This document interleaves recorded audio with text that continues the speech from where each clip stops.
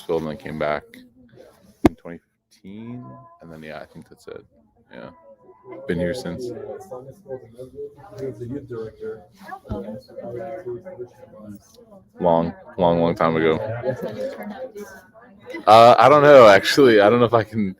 I don't know if I was there long enough to make. But yeah, no. It was definitely a good experience learning. Yeah.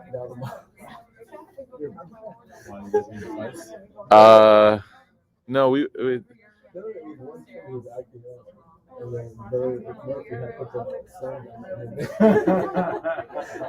was he basically yeah. No. There was we had an all-nighter and then this guy got into like an argument, I think, like with his girlfriend or something, and then it turned like physical, and yeah, so it's like I had to basically just stop it before it started. That makes sense. Yeah. We had similar stuff. Yeah. You know, and good old Richardson. I remember we were all watching the doors. Yeah. The funny thing is, I knew the guy too, and then he's like, "Hey, Yeah. Like, You're like, hey man, in a few hours I'll be off the shift. I can let you in, but right now I cannot let you in. Oh man, it's really funny. Okay, so I like everybody. Bismillah walhamdulillah wa salatu wassalamu ala rasulillah wa ala alihi wa ashabihi ajma'in. Welcome back to our study of the Arbain of Imam Nawawi, rahimahullah. If you haven't gotten anything to eat or drink, I think there should be, maybe. Are we out? No, we're good? Okay. Bismillah. If you need something to munch on, inshallah, you can go ahead and I think there's some chicken egg rolls from Noodle Wave, inshallah. So enjoy. The hadith is number 28, and this hadith is really cool. I mean, you could make a movie about the way in which this hadith was narrated and the story behind it. So it's narrated by a companion, an Abi Najih al-Irbad bin Sariyata radiyallahu anhu. So his name was Abi Najih al-Irbad bin Sariyati, and he says, قال, he's telling a story. وعذنا رسول الله صلى الله عليه وسلم موعظة وجلت منها القلوب وذرفت منها العيون. So he says that the Prophet ﷺ was giving us a lecture, and the lecture was so just powerful and so meaningful that he said that everybody there, their hearts were just shaking, like it was one of those very deep, penetrating reminders. And then he said, and their eyes were completely overcome with tears. So the Prophet ﷺ was in a gathering with some companions. He was giving them a reminder and teaching them, and everyone was in such an emotional state. فَقُلْنَا, he says, يَا رَسُولَ اللَّهِ كَأَنَّهَا مَوْعِظَةُ مُوَدِّعٍ. He says, Ya Rasulullah, it's like this is the last time you're speaking to us. Like he was sort of alluding to the fact that, Ya Rasulullah, like this is this like a farewell khutbah? Is this like your final message to us? So he said, فَأَوْصِنَا, if this is, then please just give us some parting advice. Give us something to take with us, Ya Rasulullah. Then the Prophet ﷺ responds, قَالَ أُوصِيكُمْ بِتَقْوَى اللَّهِ وَالسَّمْعَ الطَّاعَةِ وَإِنَّ تَأْمُرُ عَلَيْكُمْ عَبْدٌ فَإِنَّهُ مَنْ يَعِيشُ مِنْكُمْ فَسَيَرَى اخْتِلَافًا كَثِيرًا فَعَلَيْكُمْ بِسُنَّتِي وَسُنَّةِ الْخُلَفَاءِ الرَّاشِدِينَ الْمَهْدِيِّينَ اعْدُوا عَلَيْهَا بِالنَّوَاجِذِ وَإِيَّاكُمْ الْمُحَدَّثَاتِ الْأُمُورِ فَإِنَّ كُلَّ بِدْعَةٍ ضَلَالَةٍ. So the Prophet ﷺ gives what ends up being roughly three advices. There's kind of like a subcategory in one of them, but he begins by giving advices. The first thing he says is have taqwa of Allah, and then he says that you need to obey the rulers, even if amongst you, like someone that you once considered a servant becomes your leader, right? Then you still need to obey them. And then he said that because amongst you there are people who will see in their life like this dramatic and intense split and division and big issues of basically, community division. So then he says, so I implore you to follow my sunnah and the sunnah of those rightly guided khulafa, those who follow, and those leaders who follow, those rightly guided who have been al-Mahdiyin, who have been given guidance from Allah. And then he says, hang on to it, the sunnah of me and the sunnah of them, bin nawajid, with your back teeth, with your molars, and wa iyyakum al-muhaddathat, to be very, very careful for these things that are new coming, these things that are innovations, al-umur fa inna kulla bid'atin dalala, because every innovation in religion is a misguidance. So this hadith, again, kind of has some meat to it. It obviously has a lot of substance, so we're going to try to get through as much as we can. But before we talk about the hadith itself, it's important to understand who Arbain was. Arbain, radiallahu an, ibn Sariya, was a companion of the Prophet ﷺ who was one of the earlier converts to Islam. So when the message of Islam came down, he was one of the earlier converts to Islam. Some people said he was like the fourth or fifth, but doesn't seem likely. But nevertheless, it's like saying I was like the third person there. You weren't being literal, but we know by that statement that you were one of the earliest people to arrive at a gathering. So when they describe him as being like the fourth convert, they're not being literal. They're saying that he's been a Muslim for a long time. And not only that, but Arbain was someone who lived in the masjid of the Prophet ﷺ. There was a select group of people known as Ahlul Sufa. And this group of people, very famously, there was a companion who, by the name of Abu Huraira, many of you probably heard his name before, who was actually from this category of people as well. Ahlul Sufa, they were individuals who essentially took a lifelong sabbatical, or not lifelong, but as much as they could in their life, to study and to implement and to inculcate the teachings of the Prophet ﷺ as much as possible. So it's like when you meet somebody and they're not working, right? So you ask them, like, what do you do? And they're like, oh, I don't work. And you're like, what are you up to? And they're like, I'm traveling, right? Or I'm taking some time off. So Ahlul Sufa were these companions who had an arrangement with other companions, or were able to take the time off to study with the Prophet ﷺ full time. And when I say full time, I mean like full time, right? It was literally their life. Like that's what they did. And they were taken care of by other companions. Some of them had like financial agreements. So you had some other companions who worked, and they would dedicate some of their earnings to take care of these people. And some of them, even to the point where like the companions who were farmers, at the end of their day, they would bring like these bushels of dates. These, like, because dates grow in large crowds, and so they would bring like a bushel of dates, and they would just hang it on the doorstep of the masjid, kind of like on a branch near the masjid. That way, if any of those guys who were living in Ahlul Sufa were hungry, then they would just go outside, grab some dates, and that would take care of their hunger. That would suffice for their hunger. So Arbain was one of these people that he spent a lot of time with the Prophet ﷺ, and he dedicated his life to learning from the Prophet ﷺ. So what does that give us?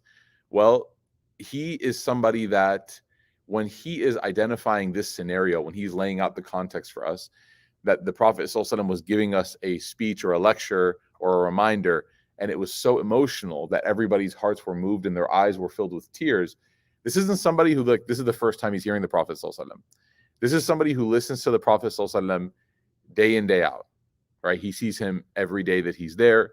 He listens to his words. He prays behind him. So what we can take from that, and I want you guys to think about even like your own, relationships with like people like your parents or your siblings or your spouse or whatnot. When you are exposed to somebody more often, the natural human tendency is to lose what? What do you lose with people when you're exposed to them daily? Formality. Huh? Formality. Some people said interest. Huh? Awe. Yeah, very good. Reverence. Okay.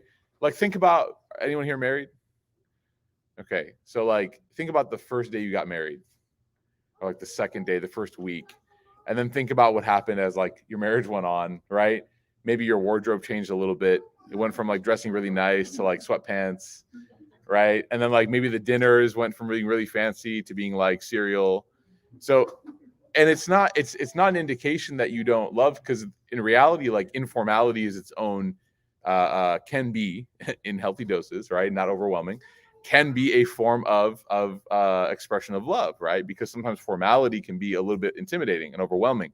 But nonetheless, it's a natural human thing, right? Like the more you get to spend time with somebody, the less you're going to have that awe and that sort of intimidation, that overwhelming feeling. The companions never had that with the Prophet sallallahu alaihi wasallam. They never lost that with him. Now the Prophet sallallahu alaihi wasallam didn't like artificially manufacture it. You know, sometimes they say like, oh, one of the best ways to like make yourself valuable is to not be present very often and to not talk very often and be away from people. That way, when you're around, they'll listen. You know, there's all these interesting, this literature now, this genre like of self-help that's trying to teach people how to become more valuable in like the workplace or whatever. And one of the things that they say is like basically just hide, essentially. And then whenever you do come out from wherever you're hiding, people will really appreciate you or they'll be upset either way. So the Prophet sallallahu alaihi wasallam didn't have to do that, right? He didn't have to do that. He had the awe of people. I mean, even till today, he has the awe of people, and he was ever present in their lives. He was there whenever they needed him, ﷺ, and he was present. He would be there for them, right? But one thing he did do, and there might be a relationship here, and there may be a hint here, is that the Prophet ﷺ was known that when he spoke, he would not speak a lot. He was a really good listener, right? He was a phenomenal speaker, but he didn't speak in the amount that would overwhelm people's attention. It wouldn't make their ears feel tired, right? In fact, there were companions who, after the Prophet ﷺ passed away, when they taught, they would teach for a short amount of time, Ibn Abbas being one of them. So his students came to him and they said, Ibn Abbas, we want to learn more from you, right? So you don't speak for a long time. You speak for such a short amount of time. We want you to keep going. And Ibn Abbas responds and he says that, that's good, but I don't want to tire you out. Like, I could keep teaching. I have more things to teach, but it's not from the example of the Prophet ﷺ to overwhelm the attention of people that are giving it to you. So when you look at the Prophet ﷺ, what you see is that his presence was there, but he was not always talking. So when he did speak, you saw the emotional reaction that Arbain is describing.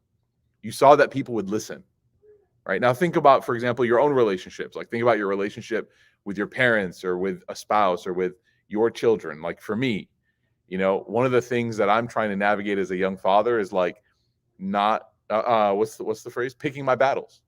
Like not fighting everything, because eventually what happens with children is like they just tune you out.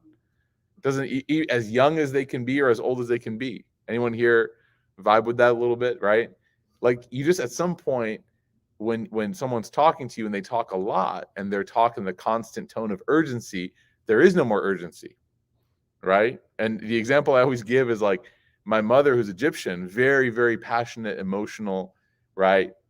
Always on 100, always. Okay. My dad, Irish American convert to Islam, very mellow, very chill, never gets to 100 ever. And when we got older, my mom used to complain that like you listen to your dad more, and we would be like, what? Right? What do you mean? And then we realized that part of the reason why was because whenever my dad spoke, it was so rare that he would get serious or he would raise his voice that we would be like shocked. If we were getting yelled at by mom, we'd walk in and the siblings would be like, what happened? Like, mom yelled at us. And they're like, yeah, it's Tuesday. Like, what else is new? But it doesn't mean she was wrong. She was probably right. But it was just and sometimes, unfortunately, because of the nature of motherhood and the arrangement that my parents had when my dad worked, my mom took care of us at home, she had the curse of overexposure, right? The dads come home, they save the day. And the moms are like, I hate everybody right now, right? But when my dad, and also whenever he was home on weekends and whatnot, and after, he also didn't talk so much, but when he did, it was so thought out, it was so strategic that if dad yelled at you and you went and you retreated back to your room or back to the living room where the rest of my siblings were, and they said, who yelled at you? You'd say, Dad. They would beat you up. Because it's like so offensive that you made dad yell at you. If mom yelled at you, like pat on the back, right? It's fine. Like we all get it. If dad yelled at you, like, what a shaitan you are. It was so offensive. Because why? Because he just didn't have that over speaking tendency. Okay. So the Prophet ﷺ, and he says this, he says, Utitu bil jawami al kalam, that I was given the gift of very concise speech. I'm not doing a good job modeling right now. But the point being is that the Prophet ﷺ was giving this gift, so much so that we have to spend an hour barely scratching the surface on just a few words that he said, right? It's a gift that he had, okay? So some scholars, they talk about this, and they say that before we even get to the hadith, how can we become people that are more intentional and strategic with what we say? Number one is that they say that you always need to think before you talk, right? And I know it sounds like common sense, but the reality is that many of the mistakes that we make with our tongue, or now with our thumbs, right, communication, is because there was no thought before we executed the communication. So whether it was, texting, or whether it was saying something, there was no thought put into it. There was no reflection about it, right? As the Prophet ﷺ said, "Man kana yu'minu billahi wal yawmil akhir, falyakul khair aw liyasmut." That the person who believes in Allah on the last day, one of the signs that this person truly believes in Allah on the last day is that they think to themselves, is this bad or good? And before they say something, they will pause, they will assess, and if it's bad, they will be quiet. And if it's good, they'll say it. It's a really simple thing to do, but the Prophet ﷺ says it's so difficult for us because, again, we have so many other emotions of wanting to say something, that if a person can master it, it's one of the signs that they're a person of Jannah. It's one of the signs that they truly believe in Allah and the last day, because they're very careful with the words that they choose. So the Prophet ﷺ, with this entire reputation of not speaking very much, when he did speak, he was very intentional. He was very strategic about it. Okay, number one. Number two, the scholars mention about ways to be very careful with your speech is to realize after you speak, right, to think before, but then also to think after the fact. This is a really interesting activity that some scholars recommend if a person has trouble, is that at the end of every day, go through every dialogue you had that day. So as you're laying down on your bed, just go through every time you spoke and see if you could recall your conversations. See if you can recall to what detail the amount of, things that you said and the words that you said, and try to really relive those moments and see which ones were for you or against you. Now, for most of us, I don't know about you guys, if I try to do this tonight, there's no way that I'm going to remember every single thing that I communicated today, whether it's like speaking or texting or emailing and all that. I'm going to forget something. I think I'd be impressed if I remembered like 50, 60%. But you know what's one way that you can become a lot better at that activity without having a better memory? There you go. You give yourself less content to review. You give yourself less to think about by speaking less. So when a person speaks less, by default, they've already become a better person, because now you have less opportunity to even make mistakes to begin with, right? And that's why the Prophet ﷺ said, "Man samata naja." Whoever is quiet is saved. Because 99 times out of 100, actually no, 9,999 out of 10,000, whatever, like the percentage is so small, you will never, ever be disappointed in not saying something. Very rarely will you say, I should have said something. But almost every time that you say something and you get in trouble for it, you're like, I just need to stop talking. If I stop talking, I'll be better off. Okay? So this is the example, and this is the impact. Now, it was so impactful that they're crying, and they were so emotional that Arbain, he asked the Prophet ﷺ, Ya Rasulullah, it's as if this is like the last time you're going to give us a khutbah, right? I can't help but feel like this is it. And the companions, that was like one of their greatest fears, was the death of the Prophet ﷺ. In part because of who he was, right? He was their teacher, he was their role model, their friend, their companion. I mean, they enjoyed spending time with him. The companions, they narrate, and they said that he used to eat with us, he used to joke with us, he used to laugh with us, he would cry with us, right? So they had a deep connection to the Prophet ﷺ. But also, part of the reason why it was their worst fear, the inevitable passing of the Prophet ﷺ, was because with the passing of the Prophet ﷺ meant the end of revelation. And revelation was something, Quran being revealed, was something that would untangle their confusion. It would answer their questions. I mean, could you imagine? Could you imagine with all the different Islamic questions we have, if in some alternate reality, Quran was being revealed during our lifetime? How convenient it would be to have a prophet and to be like, what's the answer? I guarantee you the Imams would love it. Because, it'd be like, oh, you have a question? Let's all go to the Prophet sallallahu alaihi wasallam. Quite literally, that's what they would do. They would have a confusion. They would have a question. If they knew the answer from the lips of the Prophet sallallahu alaihi wasallam, they would answer it. If they didn't, they would just go to his house or go to the masjid and wait for him and then ask him. Could you imagine how many problems religiously, socially, we could get resolution with? I mean, finally, we could figure out if our kids could trick or treat. We could figure out if turkey is halal on Thanksgiving or not, or do we have to wait till the day after? Right? Like so many questions that the ummah is just die, like zabiha meat or not, what's going on, like mortgages, music, like everything that people are just in utter confusion about, we'd have an answer to. So when the companions heard in the voice of the Prophet ﷺ the signs of the end of his life, like it was not just losing a friend, it wasn't just losing a teacher, that's bad enough. It was losing your connection to wahi. And that's why after he passed away, there was actually a woman, a sahabiya, who was crying in the street of Medina when they asked her, are you okay? She said, how can I be okay when our connection to Allah is closed? The door to Allah has closed. Like the bab of wahi has closed. Are you serious? Like, how are we going to move forward? They couldn't imagine it, subhanAllah, right? So, Arbain, he asked the Prophet ﷺ, he says, Ya Rasulullah, this reminder is so powerful. Can you please advise us? So the Prophet ﷺ, he gives 3 pieces of advice generally. Number 1 is he says to ittaqillah, have taqwa of Allah.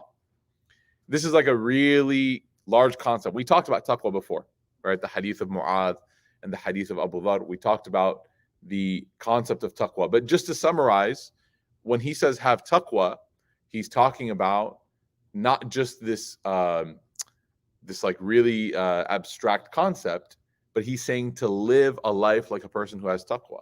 Anyone remember what taqwa comes from, root word? We covered this in one of the previous hadiths. You hold it like this. Huh? Wiqaya, yeah. Which means like a protection, like a shield, right? So interesting that the word for God consciousness shares the same root word as the word for protection. Because we oftentimes think of piety as being a burden. Like I have to choose to be pious. I have to choose to pray. I have to choose to give charity. These are all actions of virtue. But we see them as being burdensome, right? I have to pray. Even the language we use is indicative of the fact that we think of it as a burden. It's not I get to pray or thank God I prayed. It's I have to pray real quick. Let me just get it out of the way, right? And again, we're all guilty of it, but think about how ingrained it is, okay? Versus the person who sees God consciousness as not as a burden, but as an immense blessing. So he's saying ittaqillah. Ittaqillah means wherever you are, be so conscious of Allah that anything that you choose to do, it has to make it through your shield. Any action that you choose to do, it has to make it through your layer of protection.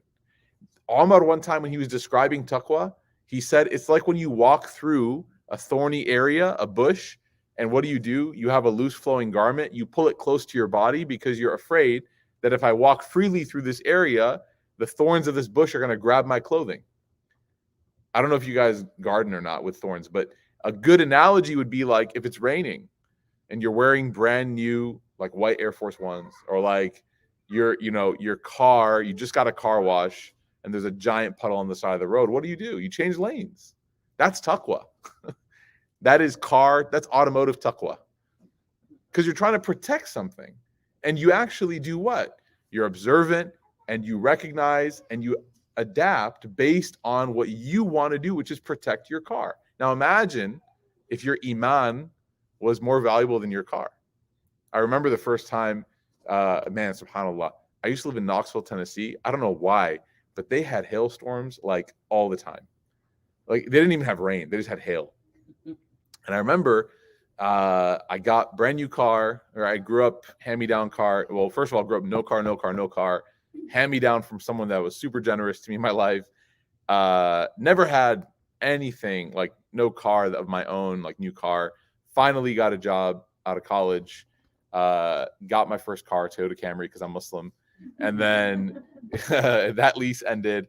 And then I got the car that I have today, which is the Honda that I have outside because I'm Muslim. And so I'll never forget, like when I got that car, and it's not a lease, I bought it. I was so like afraid of hailstorms. So anytime there was hail in the forecast, I would get like comforters ready, like down comforters, and I would go outside and like I didn't have a garage, so I'd cover my car. I live in an apartment complex. I'd cover my car. I'd drive to a gas station, just sit there and wait under, right? Because I was so afraid of hail damaging my car that I would literally like, go out of my way to protect this giant piece of metal. Okay. Then one day I'm at a graduation party, and I hate graduation parties. And I was at a graduation party, and there was no hail in the forecast. And all of a sudden we're there eating, and someone goes, "It's hailing outside." And everyone's like, "Wow." And I look and I'm like, "Oh no." And I see it. I see the piece of hail that made the dent that is still there till today. Right. And there's 3 dents from that hailstorm. Okay. And I would be lying to you if I told you guys that it did not physically hurt my body. Like, you know, like when the parents like, no, take me. Like that was kind of where I was at, right? Take me. Like I was willing to go there and lay in my car. So, and that's dunya, man. That's like, you know, but again, it's crazy the lengths we'll go to preserve. Like you get a new phone and it's like you don't even want someone looking at it. You know, there's so many things that we're so particular about. But with our iman, like we're very casual with it. We're very like loose about it. Like iman will just, it'll be fine. How do we know that? Right? Nothing. We don't treat anything else of value like that. Right? So he says, ittaqillah, be conscious of Allah. What does that mean? Protect your iman. Protect yourself. Use your God-given shield. Taqwa is your shield. The moment that a person loses taqwa, they're vulnerable. They're vulnerable to all kinds of things, external and internal. The way that you protect your faith, right? The way that you go to sleep at night, hoping that you have it in the morning, is by asking yourself, like, what characteristics of taqwa can I have? And in heart work, we're going over right now, interestingly enough, the ayat of who are the muttaqeen, right? So I can't go over all of them, but if you watch the heart work recording next Monday, you'll see it, inshallah. There's 5 characteristics that Allah Ta'ala mentions. But one thing that's interesting about taqwa that I'll share with you is that if you've ever been in a bad situation, if you've ever been like in a tight spot and you have 2 paths to choose from about how to approach the situation or how to move past it, generally speaking, one of those paths might be more challenging than the other one. There's like always 2 or 3 different options, and you grade them based on how easy or difficult they'll be. And the ones that are typically the most spiritually and ethically promising tend to be the ones with a little bit more work, a little bit more due diligence, right? You know, you go to a restaurant and you're like, someone's like, "Is this halal?" You're like, "I hate eating with you," right? Because now you have to do what? Now you have to go to the waiter, like, "Hi, you know, is this halal? Is there pork in this?" No. You're like, "No, I don't think you understand. I have a fatal allergy to pork. I will die if there's pork in this building." Like, is there pork cooked on the same thing? And they're like, "Yeah, let me go check," right? That due diligence that you have to now do, that you have to, you know, act upon, is no doubt it's a more difficult thing than just saying Allah Ghafur Rahim, Bismillah. Let's just eat, right? But in that moment, that difficulty is serving as a protection for your faith. Not only because what you eat or don't eat can affect you, but also because you've just shown and proven to Allah that you care. Taqwa is like showing Allah, "Oh, Allah, I care. I'm not just going to run through everything." At the same time, I'm not going to be to the point where I'm spiritually constrained by my waswasa, by my whispers that everything is the air I'm breathing, pork, right? Or, you know, do I have, you know, not to that level, but also I'm not going to be so loose with my iman that I just simply write everything off as, it's probable. It's not an issue. Okay? So taqwa is having that. And this is why Allah Ta'ala, He says, وَمَن يَتَّقِ اللَّهَ يَجْعَل لَهُ مَخْرَجًا. Whenever you're in a bad spot, whenever you're in a tight situation, your taqwa in that moment will be your way out. It will be your way out. You will see that when you choose to stick to your principles, a magical exit door will appear from the situation you find yourself in. The more you try to avoid being principled, the more roadblocks you're going to run into. But then Allah says, وَمَن يَتَقِ اللَّهَ يَجْعَلْ لَهُ مَخْرَجًا. If you stick firm in who you know you are with regards to your relationship with Allah, you're going to start to see the exit that you just kept passing over or didn't see before. It's going to be there for you. So taqwa is the first thing the Prophet ﷺ says. Never lose it. Because faith without taqwa is basically performative. It's what's the word? It's like a garnish, right, on a dinner plate. Taqwa is what gives it substance. Then he continues, alayhi salam, and he says, and this is like a prophecy. He says, وَالسَّمِعَ الطَّاعَةِ وَالسَّمِعَ طَاعَتِي وَإِن تَأْمُرُ عَلَيْكُمْ عَبْدٌ. He says, and you need to obey rulers, right? You need to be obedient to the ruler, even if it is a person who is a servant amongst you. So this hadith is referencing, it's almost like an expression of, what do they call it? Like an expression of speech, an idiom. Yeah, it's almost like an idiom. What the Prophet ﷺ is saying is that your justification or your rationalization about who you should obey or who you should listen to should not be based on your assessment of that person's status in society, right? So if somebody is appointed as a leader, and this is in any scenario, right? If someone's appointed as a leader, listening to that leader is a very important skill. It's really, really important. And this might be a little bit difficult because we are born and bred in the soil of secularism. And secular liberalism, one of its really strong principles is that everything is up to the discretion of the individual. Like everything. Like you decide. I know this is going to sound super Uncle Conspiracy, but look at Harry Potter, dude. That guy just broke every rule. And he was celebrated. No, I'm serious. And we sit there and we're like, wow. And he's a hero. And it's like, no, he's actually a menace, right? And he got away with it. Like Snape was right. Like, what is wrong with you, right? Okay. And Neville was actually the real hero. Anyways, but the point being is like rule breaking is celebrated, right? Because it's all about framing. We human beings struggle with this. Westerners really struggle with this.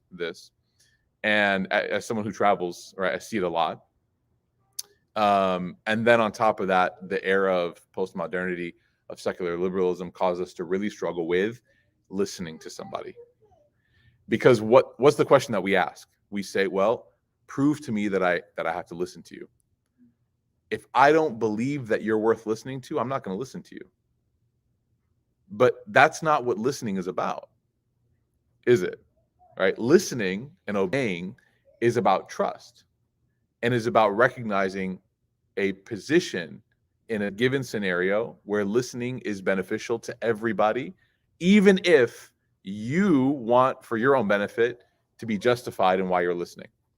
An example, Musa, my son, he's almost 5. He is at the age where I have to explain to him like why he has to do something. Like, Musa, you need this. Musa, you should do this. Musa, please do this. And before, up until like 4 or 3, he was like, yeah, it's fine, Baba. Cool. Right? I trust you. I'm listening to you. Like in our relationship, you're the leader. I'm with you. And everything's harmonious. Now, the relationship is very tense because if it's like brushing teeth, it's like, why? Well, because then you're going to get cavity. And then what? And then what? It's the law of infinite regression. Until eventually it's like, you're not going to have any teeth. You're not going to be able to eat hamburgers. He loves hamburgers. You're not going to be able to eat hamburgers. I'm going to have to put them in the blender. Do you want that? And he's like, no. And then he submits, right? But think of how like nonsensical it is, right? And childish. But you know what? We forgive him because he's 5. But for us, it's kind of weird, especially with the Creator and the messenger that he chose. And then after that, the leaders that were anointed by virtue of their position in the community. Okay. Now, obviously, this isn't unconditional. The Prophet ﷺ said that there is no obedience to someone who disobeys Allah. So if the leader is like, you know what, I'm the Imam, but let's all go drink. You're like, no one's like, okay, he's the leader. We have to obey. The Prophet ﷺ said it. Hadith Sahih. No, the Prophet ﷺ also said that there's no obedience to the makhluk over obedience to the khaliq. You don't obey creation when that obedience is in contention with Allah. But when it comes to things like civil society, when it comes to things like the harmony of a community, it is really important to have what we call an amir, a leader. And it doesn't have to be you, it doesn't have to be me, but it has to be somebody, right? There's only one steering wheel in that car. Because if multiple people were driving it, it could get problematic. Okay? So this is something that he's mentioning in particular because of what he says next. He's preparing him because he says what? He says, فَإِنَّهُ مَنْ يَعِشْ مِنْكُمْ فَسَيَرَى اخْتِلَافًا كَثِيرًا. That you, all of you, there are people amongst this audience, you are very soon. Sayara in Arabic is like even quicker than sofa yara. Sofa is like far away. When you remove the waw fa and it's sayara, it actually communicates the meaning of shortening something. So it's like you're very soon are going to see ikhtilafan kathiran. You're going to see incredible amounts of splintering and divergence. Like one of the things about the time of the Prophet ﷺ was that it was very, very cohesive. He kept everyone together. There was a uniting force behind the Prophet ﷺ. The Prophet ﷺ was telling Arbain here and us, this is going to end soon. This like magical unity is going to end soon. What do we learn from this? Number one is that division in the community is not a sign of Islam's weakness. Because the Prophet ﷺ himself is prophesizing it. He's saying it's going to be there. I can't tell you how many times, man, I've met someone who's like, why do Muslims differ so much? If Islam was true, then, and I'm like, the Prophet ﷺ told us that this was going to happen. It's the nature of human, it's an existential reality of human beings that we differ with each other. You want to know how quick it is? You want to know how quick it was? When the Prophet ﷺ passed away, والسلام, before he had even been buried, there were already discussions about who the leader should be. Do you understand how crazy that is? As his family, like Ali radiallahu anh, Fatima radiallahu anha, were taking care of the burial arrangements and the ghusl for the Prophet sallallahu alaihi wasallam, there were tribes that were talking about, okay, well, what's next? That's so fast. Like you literally were in utopia 24 hours ago. Medina of the Prophet sallallahu alaihi wasallam. Like the moon split, you saw it. You know what I mean? You're witnessing all these miracles, and he passes away, and you're all of a sudden trying to figure out who the next governor is. Like what? And there were some of them that, because they were new and because they weren't like seasoned, right? These weren't like senior companions. These were like new tribes in Medina, new Muslims. They were like, we can all stay Muslim, but let's go back to the old way where we each had our own chief. So fast. I want you to think about this. He's telling him, you're going to see it very quickly. Did the Prophet ﷺ know that on the day where he would breathe his last, it would happen within just a few hours? And this, interestingly enough, subhanAllah, you guys I'm sure you've become acquainted with like the Sunni Shia divide, right, over leadership after the Prophet ﷺ passed away. So it began as a political difference, later turned into a major spiritual difference, right?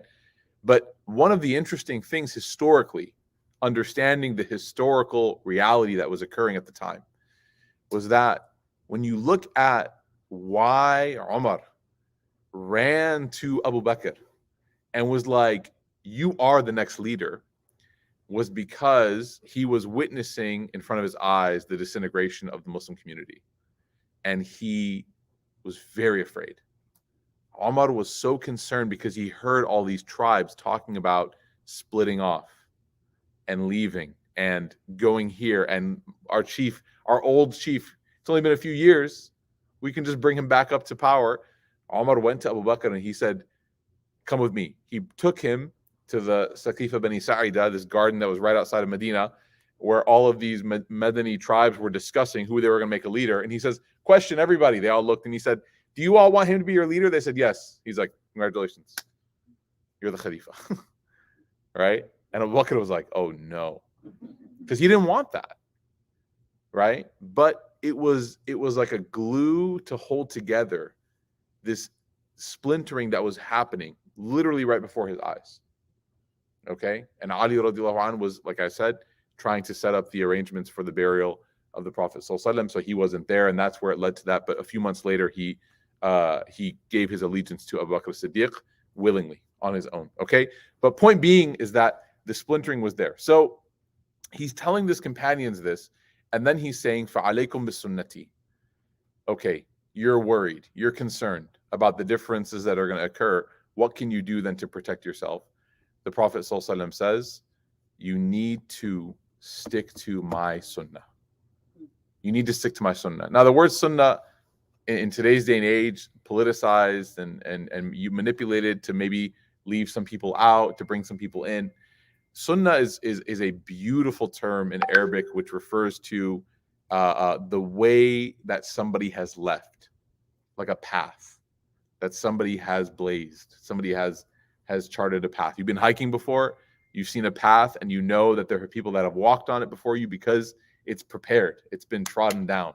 Okay, that's what the sunnah refers to. It's a path that's been trodden down for you to follow, because you don't have to spend your energy carving your own path. But then after saying فَعَلَيْكُمْ بِالسُنَّةِ, he adds something. He says وَالسُنَّةِ الْخُلَفَاءِ الرَّاشِدِينَ الْمَهْدِيِّينَ, and the sunnah of those who follow me, the followers, meaning the lead, the khilafa, the khulafa, the khalifas, al-rashidin al-mahdiyin, those who have been rightly guided and chosen by Allah subhanahu wa ta'ala, right?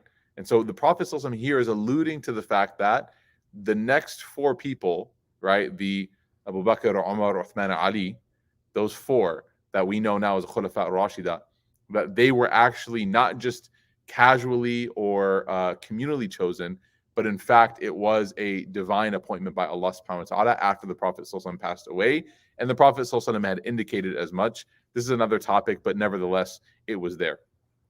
And then he gives this final piece of advice where he says, "Addu alayha bin nawajith." Hang on to this sunnah with your molars. With your molars. Sorry if you guys have gotten your teeth pulled. Okay? What does this mean? It's an expression. Your molar is like way deep in your mouth. Okay?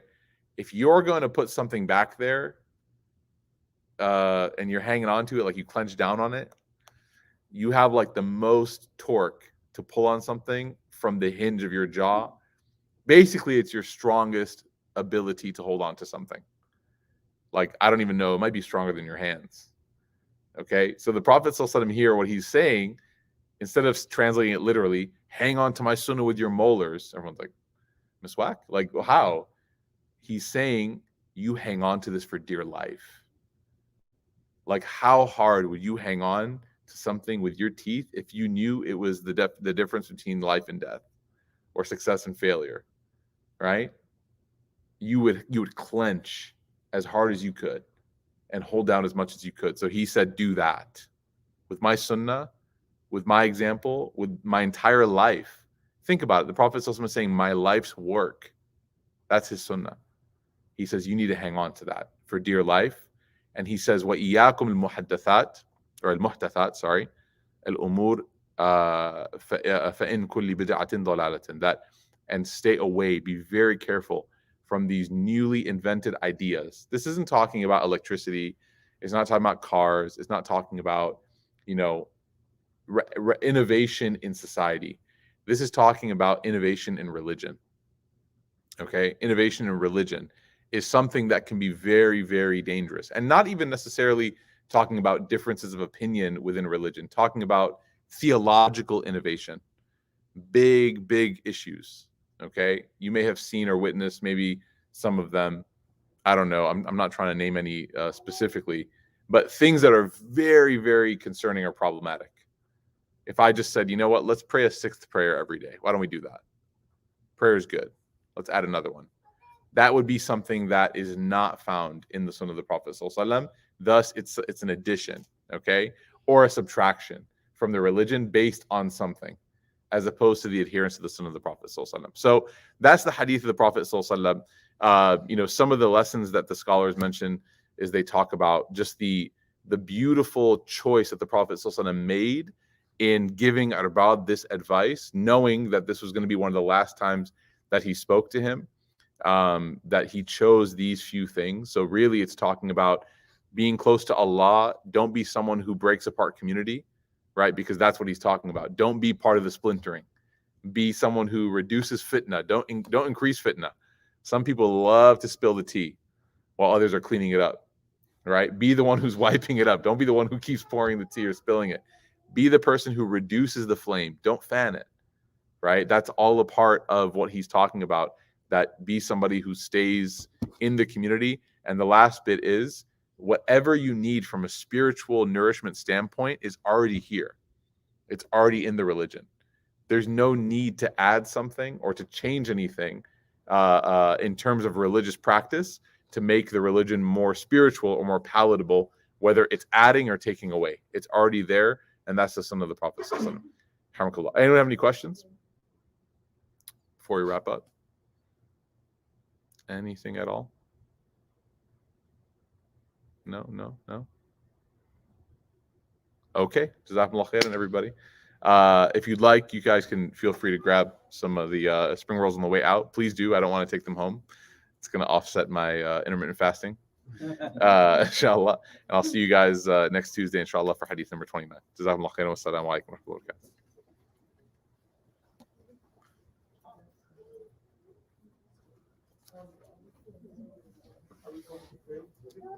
So I prayed beforehand, but if you want to pray, inshallah, you guys can pray. I prayed as everyone was waiting outside, I guess.